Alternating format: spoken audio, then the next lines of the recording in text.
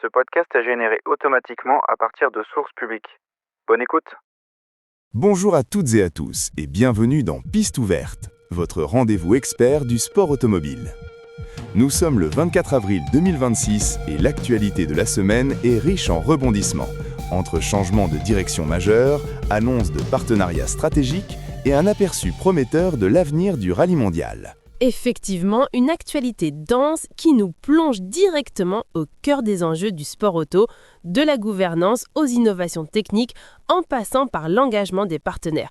On sent que le secteur est en pleine effervescence avec des décisions qui vont impacter durablement le paysage. Commençons sans plus attendre par la nouvelle qui a secoué les paddocks français. L'élection de Pierre Ragueux à la présidence de la Fédération française du sport automobile. Une nomination qui intervient, comme le Figaro le souligne, dans la tourmente. Dans la tourmente, le mot est fort. Cela suggère que la FFSA traversait une période délicate. Un ancien pilote aux commandes, c'est un signal fort envoyé au monde du sport automobile. Mais concrètement, qu'est-ce que cela signifie pour l'avenir de la fédération et pour les licenciés ? C'est une question cruciale. Pierre Ragueux, en tant qu'ancien pilote, apporte une connaissance intime des terrains de jeu, des défis des compétiteurs et des attentes des écuries. Sa nomination est perçue comme un vent de fraîcheur et surtout comme une tentative de restaurer la confiance et la stabilité au sein d'une institution clé. Historiquement, les présidences de fédérations sportives sont souvent le reflet de périodes de mutation. Pensez par exemple à la FIA, qui a connu des périodes de turbulence et de réformes significatives sous différentes directions, cherchant toujours à s'adapter aux évolutions du sport et aux attentes de ses acteurs. L'arrivée d'un homme du sérail, qui a lui-même tenu un volant, est souvent vue comme une garantie d'écoute et d'action pragmatique. Oui, un ancien pilote, c'est quelqu'un qui comprend les enjeux de terrain, la logistique d'une saison, les besoins des équipes et surtout la passion qui anime ce sport.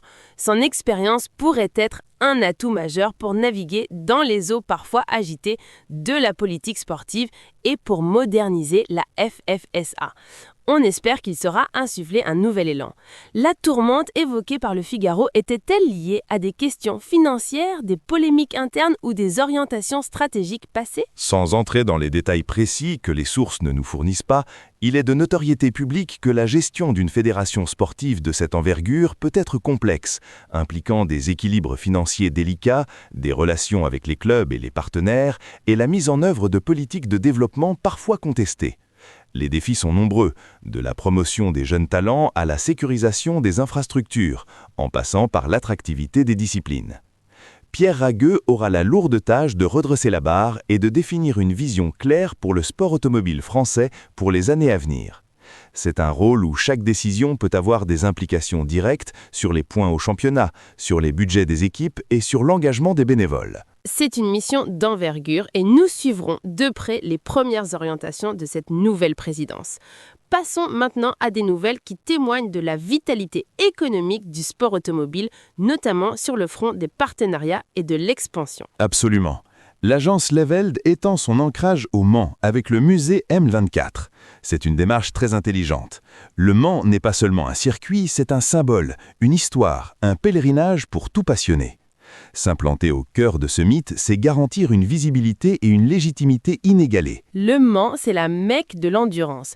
S'associer au musée M24, c'est s'ancrer dans l'histoire tout en regardant vers l'avenir. Cela montre l'importance de la marque et de l'héritage dans la stratégie de communication et de développement des entreprises liées au sport automobile. C'est une belle manière de toucher les passionnés et de valoriser la culture automobile. Exactement. C'est une stratégie de branding et de présence qui va au-delà du simple sponsoring. C'est une immersion dans l'ADN du sport.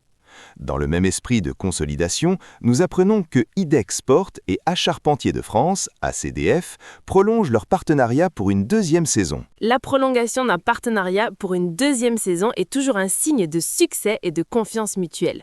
Cela apporte une stabilité financière essentielle aux équipes, leur permettant de planifier sur le long terme, d'investir dans la recherche et le développement et de viser des objectifs plus ambitieux.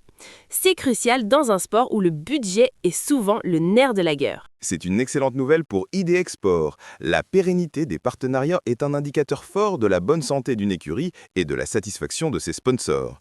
Cela permet aux équipes de se concentrer sur la performance pure, sans la pression constante de la recherche de financement. Cela renforce également la crédibilité de l'équipe sur la scène internationale, attirant potentiellement d'autres investisseurs. Un partenariat solide sur plusieurs saisons, c'est la base pour construire une équipe gagnante et une présence durable sur les circuits. Historiquement, les équipes ayant les partenariats les plus stables ont souvent dominé les championnats, comme nous l'avons vu à maintes reprises en endurance ou en monoplace. Et la stabilité, c'est ce qui permet de concrétiser les ambitions sportives. En parlant de vitesse et de sensations fortes, avant de plonger dans d'autres actualités, nous avons une petite annonce pour nos auditeurs. Oui, une information de dernière minute pour les passionnés bretons et d'ailleurs. Les 25 et 26 avril 2026 aura lieu la seconde édition de la Bresse Run sur la piste de l'aérodrome de Guiscriff en Bretagne. C'est une course de 400 mètres en ligne droite avec départ à l'été, de quoi ravir les amateurs de mécanique et de sensations fortes, et il est temps de passer à la vitesse supérieure. Un événement qui promet de belles émotions pour ce week-end. Revenons à l'actualité avec une perspective sur l'avenir du rallye mondial. On nous annonce l'arrivée d'un nouveau constructeur espagnol en WRC pour 2027. Ça, c'est une excellente nouvelle pour le championnat du monde des rallyes. Un nouveau constructeur, cela signifie plus de concurrence, plus de diversité technique et potentiellement des batailles encore plus serrées pour les titres. La WRC a toujours prospéré grâce à l'arrivée de nouvelles marques. Absolument. L'arrivée d'un nouveau constructeur est toujours un souffle d'air frais pour une discipline. Cela stimule l'innovation, crée de nouveaux emplois et augmente l'intérêt du public. Pour le WRC, qui a connu des périodes avec un nombre limité de constructeurs engagés, cette annonce est une excellente nouvelle pour la santé du championnat. On se souvient des grandes époques du WRC avec des marques comme Lancia, Peugeot, Subaru, Ford ou Citroën qui se battaient à coups de seconde. L'arrivée de ce constructeur espagnol pour 2027 pourrait relancer une dynamique et offrir de nouvelles perspectives techniques et sportives. Cela aura un impact direct sur la grille de départ, les stratégies des équipes existantes et à terme sur l'attribution des points et des titres mondiaux. Et cela va certainement raviver l'intérêt des fans espagnols pour la discipline, ce qui est toujours bénéfique pour l'audience globale du championnat. C'est une preuve que malgré les défis, le sport automobile continue d'attirer les investissements et les ambitions industrielles. Tout à fait. Et cette dynamique ne se limite pas aux grandes compétitions. Il y a aussi une tendance intéressante dans l'industrie automobile plus large, qui touche indirectement le sport auto. Je fais référence à l'article qui mentionne que malgré le déclin des grandes marques anglaises, 2 startups relancent la tradition du roadster. C'est une observation pertinente. On a vu certaines marques anglaises emblématiques traverser des périodes difficiles, mais l'esprit du roadster, cette pureté de la conduite, ne semble jamais s'éteindre. Ces startups prouvent qu'il y a toujours un marché pour les véhicules axés sur le plaisir de conduire et la légèreté, des valeurs très proches de celles du sport automobile. C'est une résilience fascinante. Le roadster, avec son focus sur la légèreté, la maniabilité et l'expérience de conduite brute, est en quelque sorte l'essence même du sport automobile transposé sur route. C'est un marché de niche, certes, mais un marché fidèle, où la passion prime sur le volume. Ces startups capitalisent sur un héritage fort, celui des Lotus, MG ou Triumph, pour proposer des véhicules modernes mais fidèles à l'esprit originel. Cela montre que même face aux défis de l'électrification et des réglementations, il y a toujours de la place pour l'ingéniosité et la passion automobile. C'est une forme de résistance, une célébration de la mécanique et du pilotage pur. Une belle preuve que la flamme de l'automobile sportive ne s'éteint jamais vraiment, elle se réinvente. Et en parlant de fidélité et de passion, nous ne pouvons pas conclure sans un mot sur une figure emblématique du sport automobile local. Effectivement. L'Asa Morvan rend hommage à Didier Chaumont, décrit comme un monument historique de fidélité à l'Asa Morvan et à la course de côte. Ce genre d'histoire est le ciment de notre sport. C'est essentiel de reconnaître ces piliers, ces figures qui, par leur dévouement et leur longévité, ont construit et maintenu la vie des associations sportives automobiles. La course de côte en particulier repose énormément sur l'engagement de ces passionnés. C'est un rappel que le sport automobile, ce n'est pas que la Formule 1 ou le WRC, c'est aussi un tissu local dense et vivant. Tout à fait.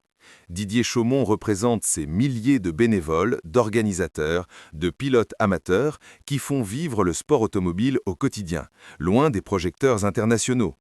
La fidélité à une association comme l'Asa Morvan et à une discipline aussi exigeante que la course de côte est un témoignage de passion pure et inaltérable. C'est grâce à ces monuments historiques que les jeunes talents peuvent éclore et que la tradition du sport automobile perdure, année après année, génération après génération. C'est un rappel que le sport auto est avant tout une affaire de femmes et d'hommes engagés. Des histoires inspirantes qui nous rappellent l'âme de ce sport. Et c'est sur cette note d'hommage et de passion que nous clôturons cet épisode de Piste ouverte. Un grand merci de nous avoir suivis. Merci à vous. Restez connectés pour d'autres analyses incisives du monde du sport automobile. À très vite.